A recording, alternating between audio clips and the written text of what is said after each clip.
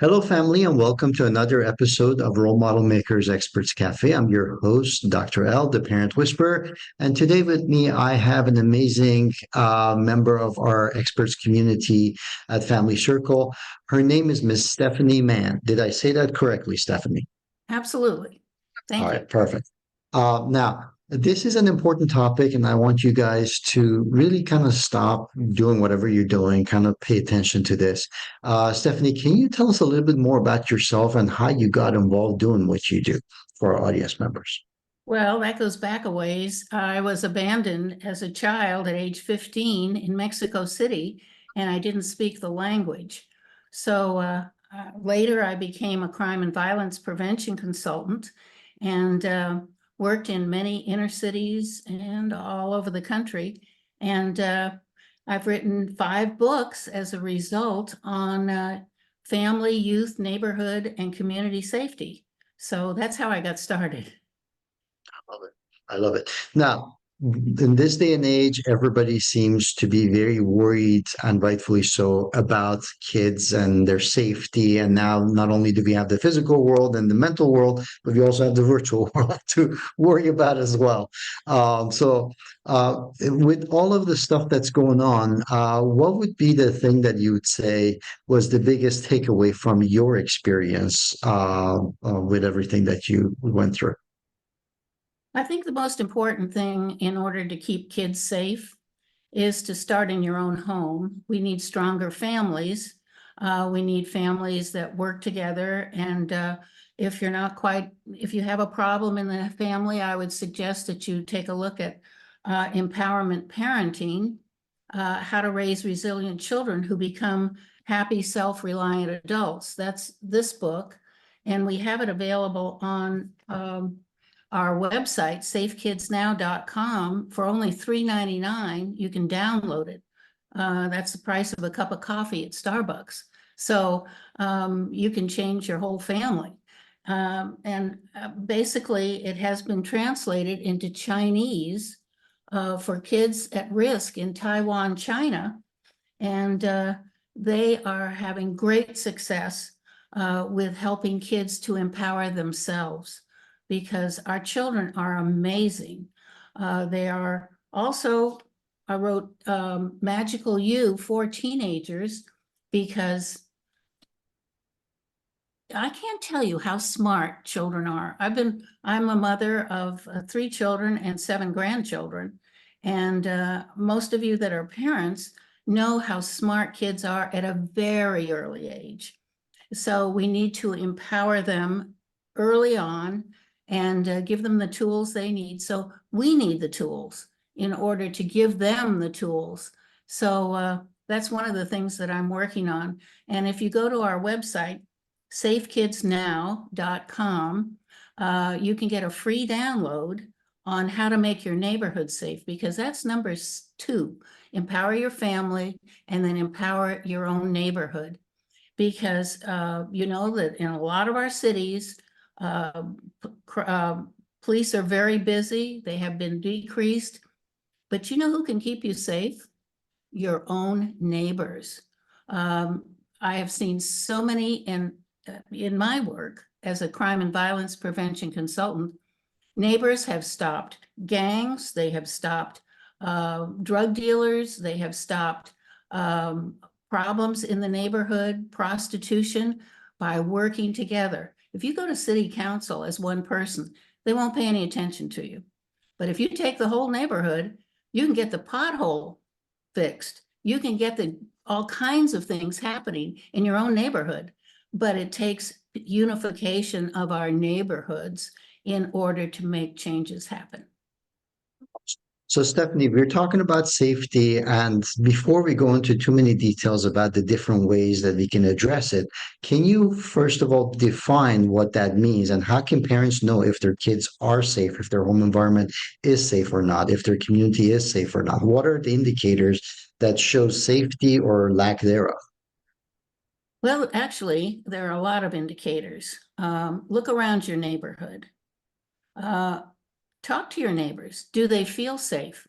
One of the things I would suggest is that you ask neighbors, do you feel safe in your neighborhood? Here, I'm your neighbor. Do you feel safe right here? What is your biggest concern in our neighborhood? You're going to meet, if you go to your neighbors, you're going to meet people that feel socially isolated. You're going to meet kids. And after COVID, we have a huge problem of social isolation. So it's up to all of us to increase our neighborhood awareness, our neighborhood connectedness. Everyone has the opportunity to get out of their own house and start connecting, because that is also what keeps kids safe. Because if SIDS, let me say this, we are spending $220 million a day on child abuse and neglect in this country. And a lot of that has to do with social isolation. Connected neighbors make a huge difference. Yeah, one of the reasons smaller cities have less crime is because people know each other. And no matter where you live, it's up to all of us to take back our own power. Don't feel powerless. We all have the power to create change. So get out there, meet your neighbor, take a friend. If you feel uncomfortable, stand back a little bit from the door so you don't intimidate your neighbor, and ask 3 questions. Have you been a victim? What is your biggest concern in your neighborhood, in our neighborhood? And will you help? And the people that say, hey, I can help, I'd like to see change in this neighborhood, get them together in a coffee meeting and sit down and plan. Should we have a get together, a block party? Here comes summer. Hey, let's have a block party. Let's have a cleanup party in the neighborhood. You know, if you take the initiative, a lot of times your city council will donate a dumpster so that you can clean up the neighborhood. Don't expect somebody else to do it. It isn't going to happen.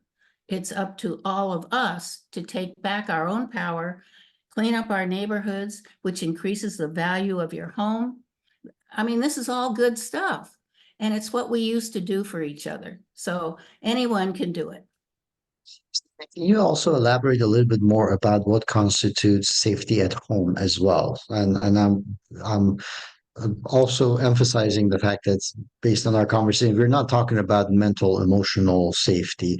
This is more physical and environmental safety. So, can you elaborate a little bit more about parents and their awareness on what constitutes safety at home?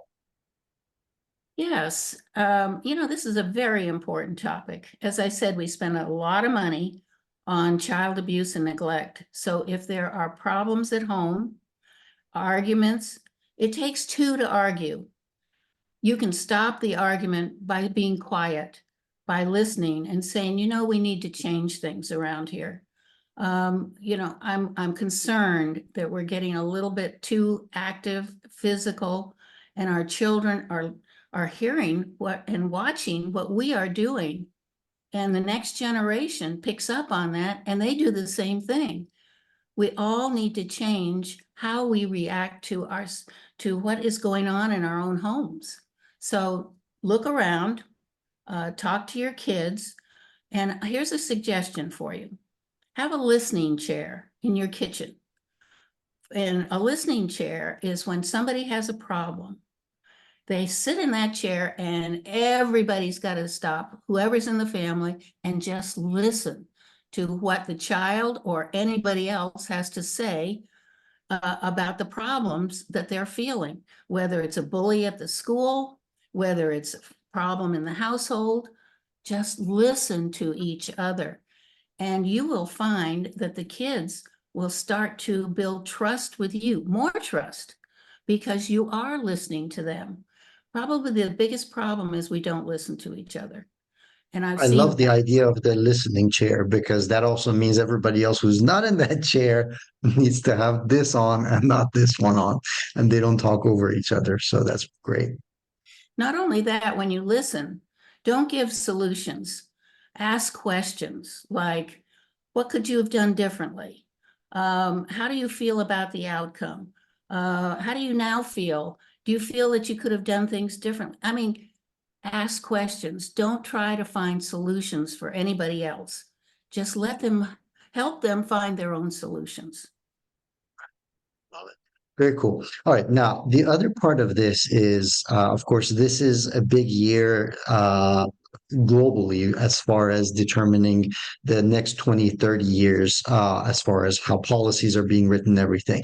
And one of the key factors that they talk about is incorporating the youth and the next generation into the decision making process, into being involved in the community. So, where do you see the role of kids in safety, both at home and in their community? Do they have a place on this? And how can parents get the kids engaged in this? Absolutely. Children have their own solutions if you let them express them. They know more about what's going on than adults do, especially in their school, in their neighborhood, and they want to be part of the solution. I cannot tell you how many times we've talked to kids and said, well, I could help the lady across the street. I could mow her lawn. I could help pick up the trash. There are solutions out there, and children are much more community minded. They want their classmates to feel included. And we need to get back to something very old fashioned, and that is listening to each other and helping the children get involved in our conversations. Take away the phones. I would not even have an iPhone with a child that's under 15 years old, for the simple reason they're not learning from each other. They're not learning from the community. They don't feel community connected. That has to change, and absolutely have limits on a computer, have a computer in a place where there's high traffic of the family in your home. Do not have a computer in, I mean, there's all kinds of things you can do to protect your kids, and ask them for solutions. We have an increasing rate of suicide in this country among our teenagers, for heaven's sakes. My neighbor across the street was horrified when she found out her grandson had committed suicide and he was only 15 years old. So please, parents, pay more attention to your children, get them involved, listen to them. Don't allow any bullying in the family. That's very self-destructive. It's destructive for the people that are doing it. And anger. One of the things I focus on in empowerment parenting and Magical You is how to handle your anger, because anger can lead to obsession, can lead to, and you saw how fast some young people went on the college campuses from being a peaceful protest to a lot of anger, and angry with the Jewish students, for heaven's sakes. Those are their own classmates. And how easy that went from campus to campus. We have not taught our children how to handle their anger and how to make a positive impact on a community and get them involved. So these topics are all critical: family, neighborhood, and community, and faith. I would say that it is important for children to have a spiritual understanding of themselves. That should be paramount. When they don't have a spiritual understanding of themselves, what they can do is feed on that anger. And as a result of that, they turn to drugs to escape who they are becoming. If we don't change that, you're going to see more kids dying, more kids on drugs, more kids failing in our schools. And get involved in your school, for heaven's sakes. Find out what they're teaching, what is going on in our classrooms. I mean, there is so much that adults cannot afford to no longer sit back and say, ain't it awful? It's awful if you don't do something. Stephanie, I know this is a big area of conversation, and you all right now offered so many insights as to how people can get engaged and involved in their community, at school, at home. And I know this is something that is much easier to implement, especially with parents being so busy, when you have support, when you have an expert. So how can people connect with you and learn more about you and be proactive parents? Well, you can go to safe, SAFE, kidsnow.com. And we have a sign-up sheet. We have a free download that I mentioned earlier. We also have a connect way of, just write your name and ask your questions or say, I'd like to connect with you. I'd love to talk to you. I'd love to help you help your neighborhood or your kids and your family, because this is a critical topic and all of us have the power to change it. So audience members, please make sure that you definitely go to the description box below and check the information and the resources that Stephanie has generously provided for you. Number one, for our parents, please make sure that you role model the behavior that, number one, it's okay for you not to have all the answers and you can ask for questions, ask for support. Number two, that the world is not a big scary place and asking for help is completely okay. And the world is filled with amazing souls like Stephanie that actually would like to make the world a better place, and role model that behavior for your children, that it is okay for them to ask for help. It is okay for them not to know all the answers, and it is okay to connect, which is one of the topics that we talked about today. So connect to experts, connect to community, connect to family. Really, really important stuff. Also connect to our community as well for support by clicking subscribe if you have not already done so, so you can gather and get notified of the experts that come on this channel, such as Stephanie sharing their expertise and their gifts with you guys. And last but not least, our experts, please make sure that you reach out to Stephanie, because when she talks about safety, this is something that should be incorporated into any program and any experts set of services to ensure that the families that are coming to you get a comprehensive package of your services, including safety. Stephanie, this was amazing. Thank you for doing what you do, and thank you for being part of our community. Any final words for our audience members before we finish today? Well, I'd just like to thank you, Dr. L, for the work you're doing, and we need more people involved. So if you have an organization out there, we'd love to connect with you too. So thanks so much for your support. And together, we can make America strong, connected, and make changes that are necessary to keep our kids safe. Thank you. Well said. Beautiful. Until next time, guys. Cheers. Thank you.